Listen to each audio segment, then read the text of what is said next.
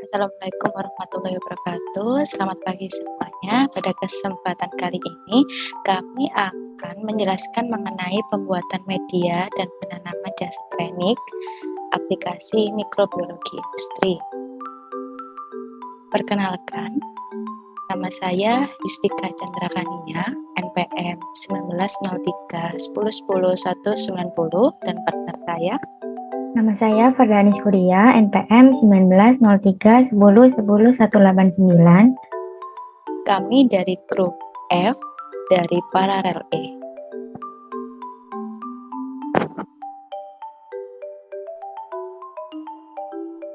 Media merupakan bahan yang terdiri atas campuran nutrisi atau nutrien yang dapat digunakan sebagai tempat pertumbuhan dan perkembangbiakan mikroorganisme seperti bakteri. Mikroba memerlukan nutrisi untuk memenuhi kebutuhan energi dan untuk bahan pembangun sel, untuk sintesa protoplasma dan bagian-bagian sel lainnya.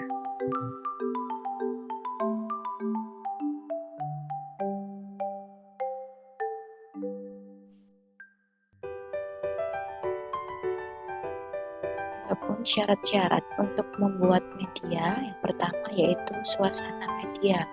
Suasana media ini meliputi pH yang sesuai dikehendaki oleh jasa klinik, kemudian juga suhunya. Yang kedua, mengandung bahan-bahan makanan dengan komposisi yang cukup sesuai dengan keperluan jasa klinik. Yang ketiga, untuk media padat, kekentalan atau kepadatannya harus memenuhi syarat. Yang terakhir atau yang keempat yaitu yang dibuat sebelum dipakai harus disterilkan terlebih dahulu.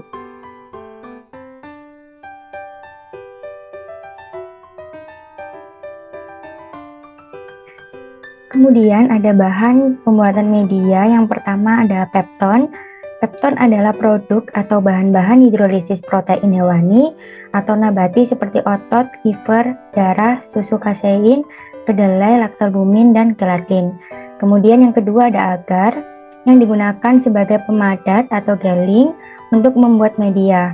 Jika dicampur dengan air dingin, agar tidak akan larut. Untuk melarutkannya harus dipanasi. Pencairan dan pemadatan berkali-kali atau sterilisasi yang terlalu lama dapat menurunkan kekuatan agar.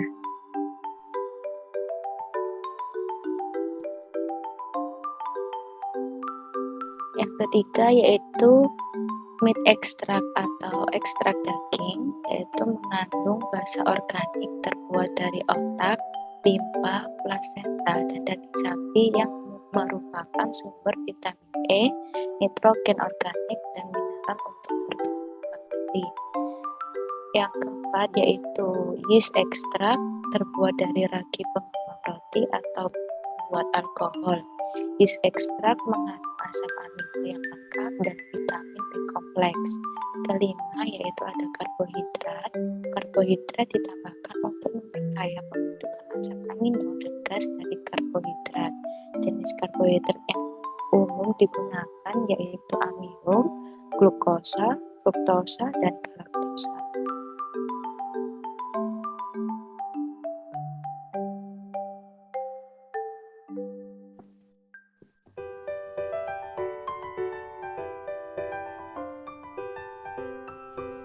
Kemudian ada macam-macam media berdasarkan bentuknya. Berdasarkan bentuknya, media terbagi menjadi 3, yaitu media padat, cair, dan semi padat. Hal ini dibedakan berdasarkan kepadatan agar yang ada. Yang pertama, media padat, di mana media padat ini merupakan media yang mengandung banyak agar atau zat pemadat kurang lebih 15% agar, sehingga media menjadi padat. Media padat umumnya dipergunakan untuk bakteri, ragi, jamur, dan kadang-kadang juga mikroalga. Yang kedua, media semi padat atau semi cair yang merupakan media yang mengandung agar kurang dari yang seharusnya, kurang lebih 0,3% sampai 0,4%, sehingga media menjadi kenyal, tidak padat, dan tidak begitu cair. Yang ketiga ada media cair yang merupakan media yang tidak ditambahi bahan pemadat, umumnya digunakan untuk pertumbuhan mikroalga.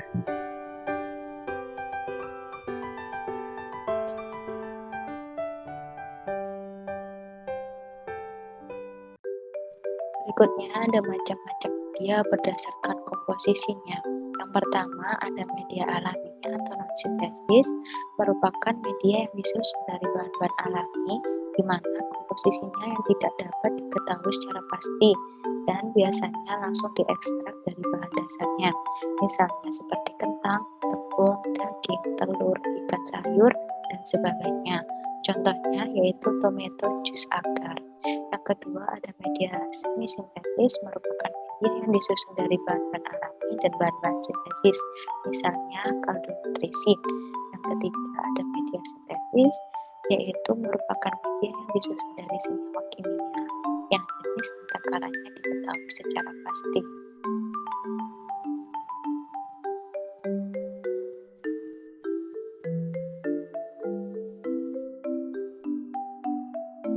Ciri-ciri kerusakan pada media yang pertama ada perubahan pH yang disebabkan oleh sterilisasi berlebihan, pencampuran yang tidak merata atau tidak homogen, hidrolisis dari bahan-bahan yang dipakai, menggunakan wadah yang bersifat alkali, dan pemanasan berulang. Yang kedua ada penyusun kekentalan, disebabkan oleh sterilisasi berlebihan, hidrolisis media yang mengandung agar karena pH rendah, dan pencairan berulang dari media padat. Yang ketiga, ada warna menjadi keruh atau gelap yang disebabkan oleh sterilisasi berlebihan akibat terjadi karamelisasi karbohidrat atau gula-gula dan pemanasan yang tidak merata. Kemudian ada pengendapan yang disebabkan oleh sterilisasi berlebihan, pemanasan media agar yang terlalu lama dengan temperatur yang tinggi, dan bahan-bahan yang dipakai tidak sesuai.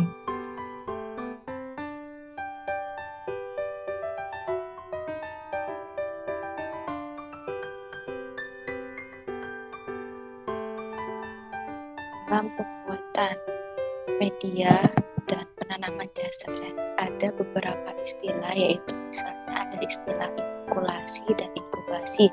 Di sini dari masing-masing istilah memiliki pengertian dan karakteristiknya masing-masing. Yang pertama ada inokulasi.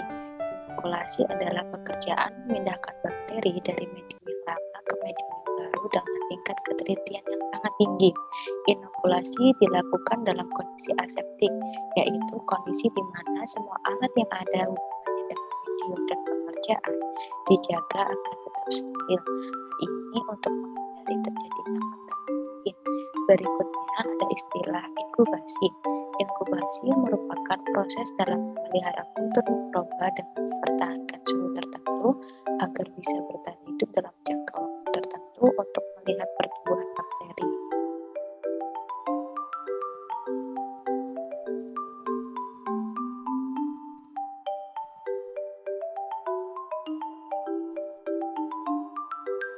Metode inokulasi jasad renik yang pertama ada metode gores, dilakukan dengan menggoreskan inokulum pada permukaan media agar nutrien dalam cawan Petri dengan jarum pindah atau loop inokulasi. Di antara garis-garis goresan akan terdapat sel-sel yang cukup terpisah sehingga dapat tumbuh menjadi koloni. Teknik ini lebih menguntungkan jika ditinjau dari sudut ekonomi dan waktu. Pengoresan yang sempurna akan menghasilkan koloni yang terpisah. Kemudian metode yang kedua ada metode tusuk, yaitu metode yang dilakukan dengan cara meneteskan atau menusukkan ujung jarum Husel yang di dalamnya terdapat inokulum kemudian dimasukkan ke dalam media. Yang ketiga ada metode tebar, dilakukan dengan meletakkan inokulum dalam sebuah medium agar nutrien dalam cawan Petri dish dan dengan menggunakan batang kaca yang bengkok dan steril.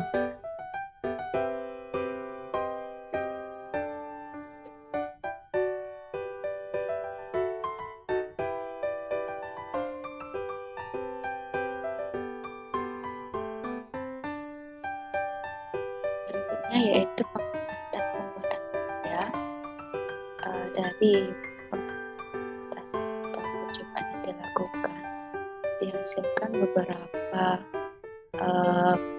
penanaman jasa teknik dengan beberapa media. Yang pertama ada hasil dari penanaman media kecambah, di mana media kecambah ini dihasilkan media yang berbentuk padat dan berwarna putih kemudian. Kemudian yang kedua ada hasil dari penanaman pada media agar.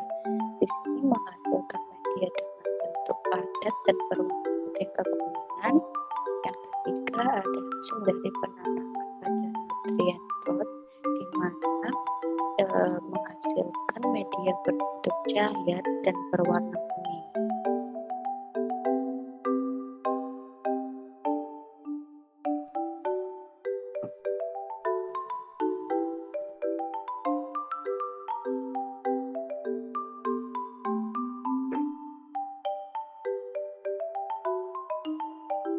Selanjutnya, kita melakukan pengamatan secara mikroskopi kepada jasad retnik yang telah kita tanam, yaitu yeast dan air got, pada masing-masing media yang telah kita buat. Yang pertama, pada media nutrien broth, dihasilkan bentuk mikroskopi berkoloni, berinti sel, dan berbentuk kopus. Untuk media kecambah, kita menghasilkan mikroskopi yang berkoloni, tidak berinti sel, dan berbentuk kopus, sedangkan pada media nutrien agar dihasilkan bentuk mikroskopi berkoloni, tidak berinti sel, dan berbentuk kopus.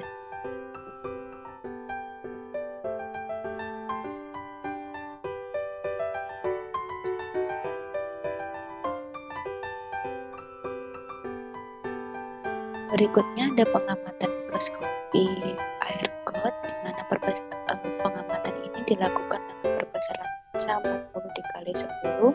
Yang pertama ada pengamatan mikroskopi air got pada media nutrien broth, menghasilkan hasil berkoloni tidak berinti sel berbentuk kokus. Kemudian pada media kecambah diperoleh hasil penelitian tidak berkoloni, tidak berinti sel, dan berbentuk kokus. Dan pada media agar diperoleh pengamatan tidak berkoloni, tidak berinti sel, dan berbentuk tidak berat-berat.